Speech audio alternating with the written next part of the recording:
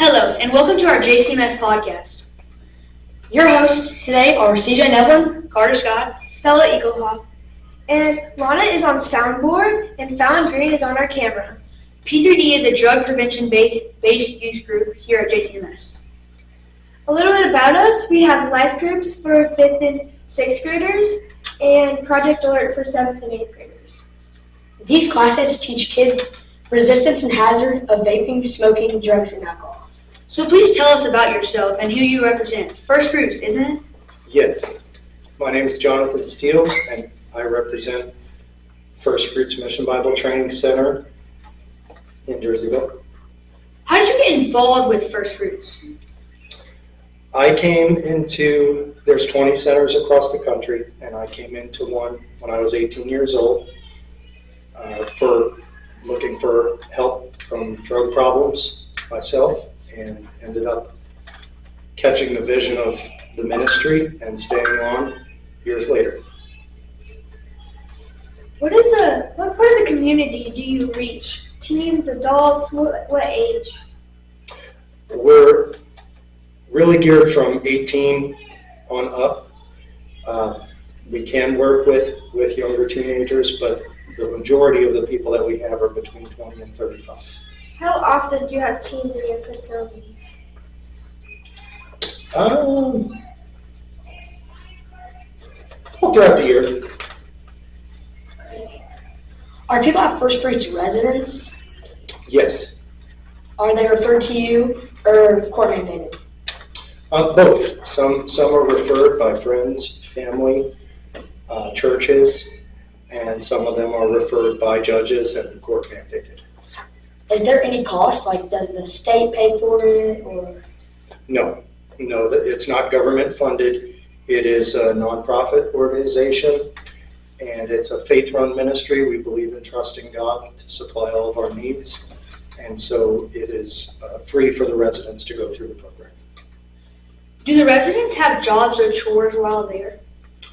They don't have part-time jobs outside of the program, but they have jobs each day at the mission, and they have chores each day at the mission. Is it a program that you can graduate from?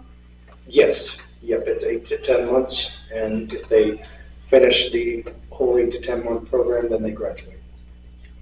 What kind of jobs do they have? Household chores, learning to become cooks and preparing meals for all the people there. Another position of a job is called the trustee department, where they learn how to take care of the maintenance of the grounds there. There's 5.5 acres of ground there, so they can learn outdoor stuff as well, like lawn mowing and tree work and cutting up firewood in the winter. About the residents, why do your residents go to you? Most of them come, I'd say about 75% come with drug addictions, about 20% come in with alcohol addictions, and the remaining ones, 3 to 5%, come in with emotional problems. Do you know, is it peer pressure, home life, or just poor decisions usually?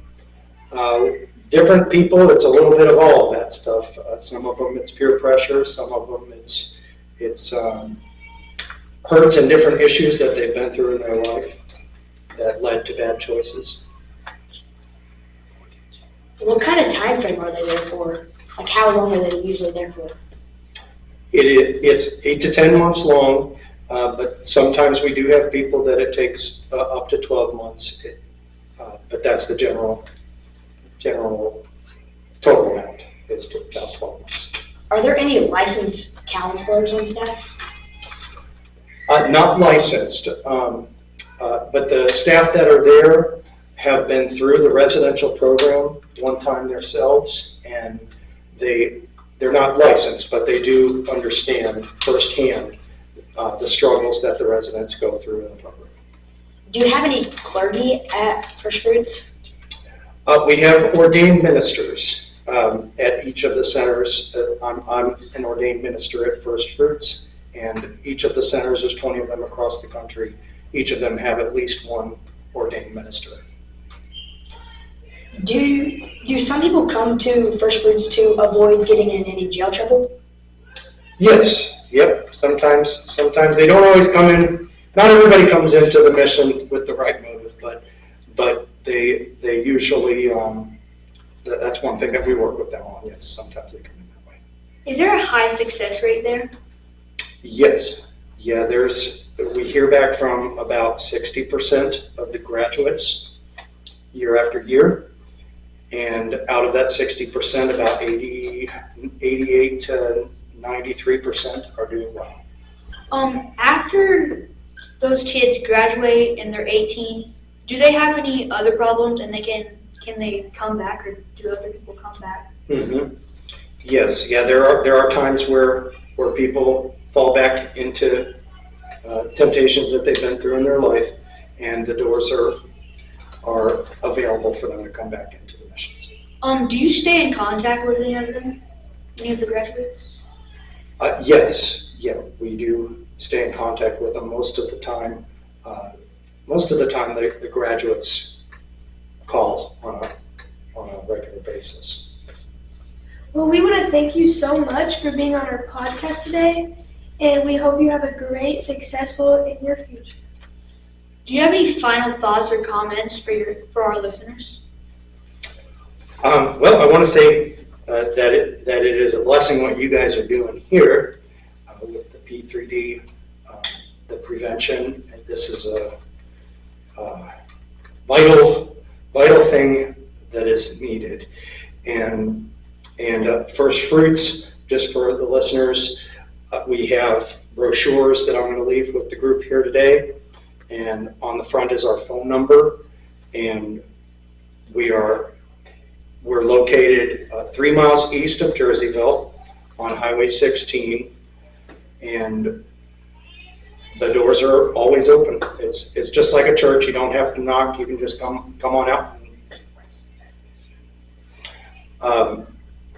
Residents are allowed to have visitors. Family, we mainly gear toward family restoration is probably the right word I'm looking for. So the visitors is after they've been there for 2 months, though. They go the first 2 months with no visits, except they have phone calls or not phone calls. They can keep in touch by mail for the first 2 months. After that, they can begin to have visits on the weekends with their family or their pastor. Their pastor can come throughout any time, but the visits are started after they've been there at least 2 months. Do your residents, are they happy there, or is some of them like angry and are they happy? Not all the time. Excuse me. Most of the time, people that come into the mission aren't happy. And that's what we try to work with them on is learning to find that God is a good God in their life, and not listen to the things that would make them be woe is me, but learn to become happy and joyful. That's one of the things we do. I want to thank you again, and I would like to thank our sponsors, Life Church Eggs and Royal Banks of Jerseyville. Funded in whole or in part by the Illinois Department of Human Services, Division of Substance Use Prevention and Recovery through a grant from the Substance Abuse and Mental Health Services Administration. Thank you. Thank you. Thank you. We're out!